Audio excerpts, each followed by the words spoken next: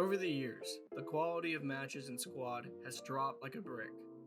Communication and teamwork are at an all-time low.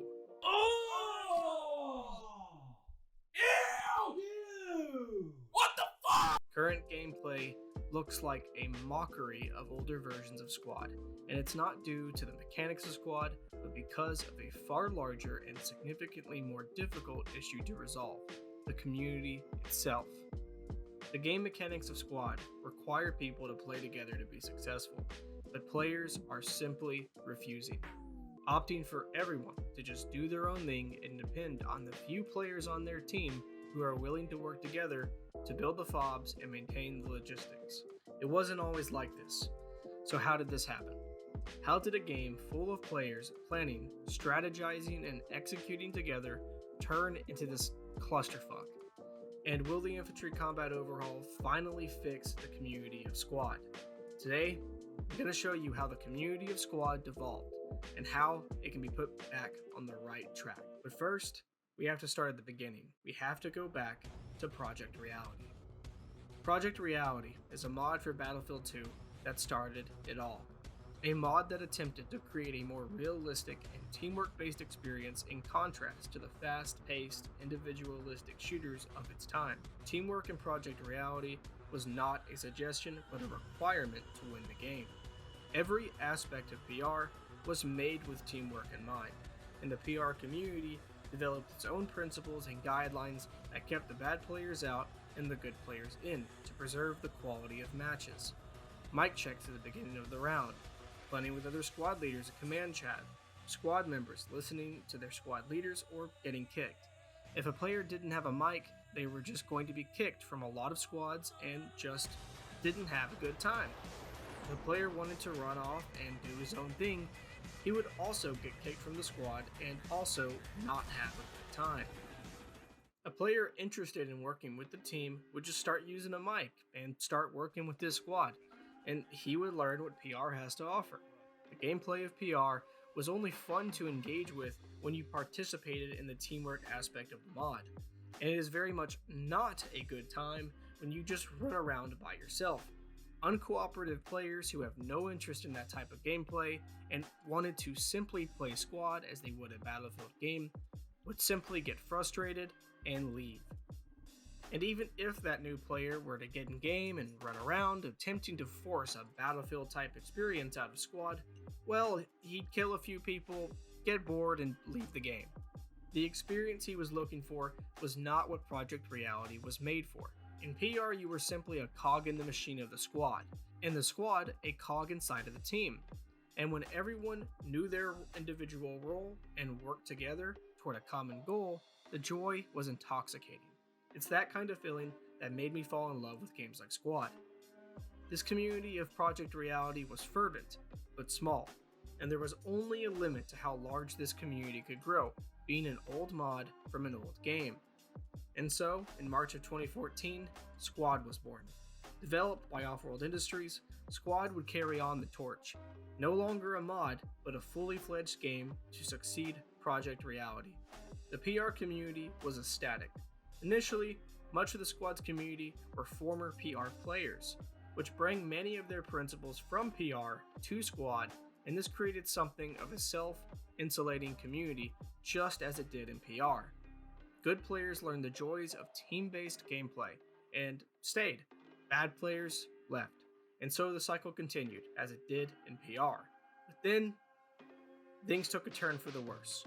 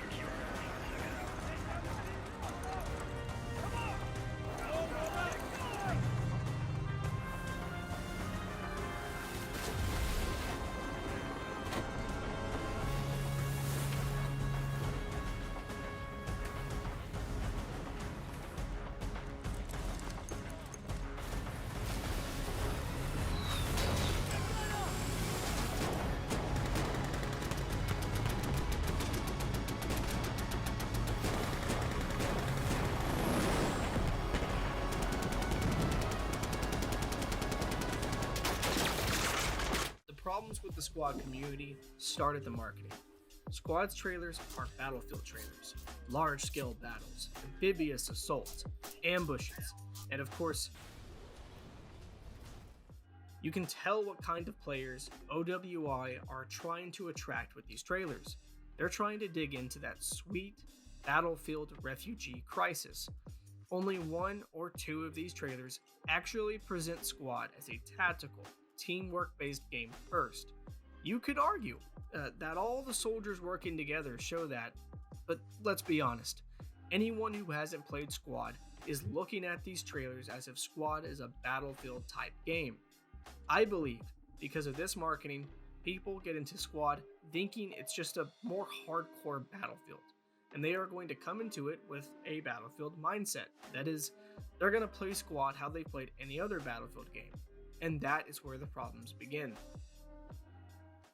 Once these new players get in game, they should, at least in theory, join the squad of a dedicated squad leader who is going to mentor them, make sure they have a mic, they know what they're doing, and introduce to them that classic squad experience that will inevitably hook them for hundreds of hours.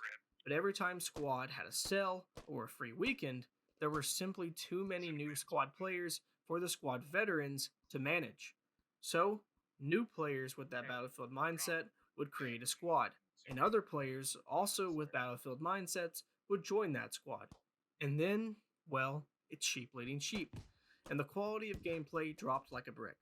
So, as Squad grew, the quality of the gameplay would drop. The thing about Squad is, the quality of matches would always, eventually, bounce back. That's because Squad was only fun when you worked with the team and played your role. Players who did not work with their squads would run around, get a couple of kills, get bored, and leave. But that changed with the casualization updates. This current version of Squad somewhat put a floor to how low the quality of games could sink, but it had one weakness corporate executives who only care for profit can't ignore. It's not broadly appealable. The devs admitted this themselves. Quote, during Squad's development, we faced the inevitable temptation to stray from this original vision. Influenced by prevailing shooter trends and the desire for broader appeal, we found ourselves at times prioritizing individual skill and instant gratification over the core principles that made Project Reality exceptional. The evolving game industry, with its emphasis on fast-paced action and solo play, gradually seeped into Squad's design choices, leading to mechanics and features that favored a more independent playstyle and somewhat diluted the importance of teamwork and coordination. So instead of elevating new players to their complicated and interesting game, they decided to dumb it down for those new players. Buddy rallies, movement speed increases, all players can now revive, no limits on rally spawns, and the list goes on. You look at modern Squad gameplay, and some of these clips just look like Battlefield gameplay. The way they flick from head to head, killing entire squads in mere seconds. Some people would just say, skill issue. And those people are exactly who the developers were trying to appeal to. Players who don't give a damn about the uniqueness of Squad's gameplay compared to the horde of casual, run and gun, first person shooters on the market. They want to make Squad into just another Battlefield clone. And that is why the floor was removed for Squad's quality of gameplay. This was an incremental fall from grace, but the transformation was complete soon enough. Squad was now a game where you were rewarded for running and gunning, rewarded for being a lone wolf, and ignoring your teammates. Due to the increased run speeds and shortened spawn timers, Squad turned away from a see, think, speak, do gameplay loop and toward a more primitive spawn, run, die, repeat gameplay loop. And while teamwork could still help win the game, the best players simply did not need to. They could rely on their own individual skill to win the matches. The power and freedom of an individual to influence the match was so great that sometimes teamwork turned into more of a suggestion than a requirement for victory. And it's here I want to make something perfectly clear. Individual skill and the importance of teamwork works like a seesaw. If you want a teamwork oriented game where players feel the need to plan, communicate, and execute cooperatively, you must somewhat limit an individual's influence over the game. A good player's individual ability to click heads must somewhat be limited in order to make the game about teamwork and not clicking heads. Let's give an example. In Live Squad, a player can go from sprinting to firing almost instantly. He can kill the machine gunner, suppressing him with ease because suppression is a joke, and then simply out aim his two friends. A player who was outnumbered and suppressed should decisively lose that engagement, regardless of his own individual skill level. Three people coordinated as a team to outplay one player, and they still lost. In a game where teamwork should always be more effective than individual skill overpowered teamwork. But this could all change soon. On June 8th, 2023, OWI released the dev blog for a fix to the community issue after years of ignoring it. The Infantry Combat Overhaul, or ICO for short. In-depth and powerful suppression mechanics, slowing down movement speed, longer ADS times, picture-in-picture scopes, creating realistic trade-offs between 1x and 4x scopes, recoil overhaul, overhauled stabilization mechanics, and more.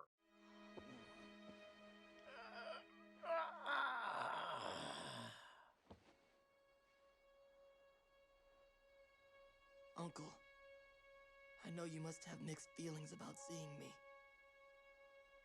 But I want you to know, I am so sorry, Uncle. I am so sorry and ashamed of what I did. I don't know how I can ever make it up to you, but